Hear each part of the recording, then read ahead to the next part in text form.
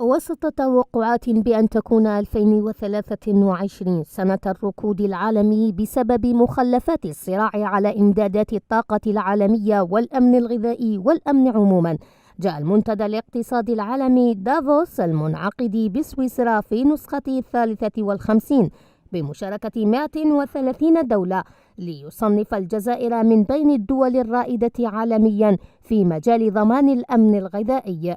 تصنيف رده متتبع إلى مساعي الجزائر لترقية إنتاجها الوطني.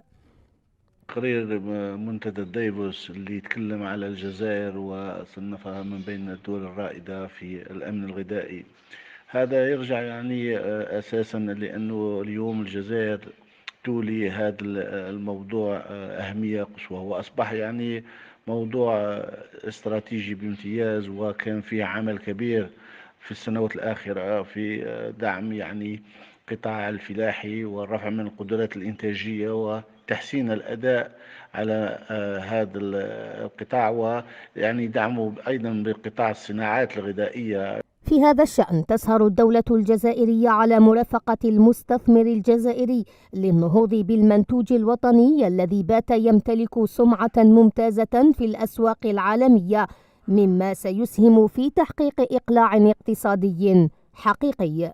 الاقتصادي هو لازم تكون ليزانفستيسمون، واليوم الكود انفستيسمون اللي خرج جديد نظن صلح بزاف الصوالح اللي كانوا عجز. كان من قبل كانت صعيب باش تستثمر في الجزائر، واليوم مع القانون الاقتصادي الجديد نظن راهو فيه سهولات، راهو فيه امكانيات.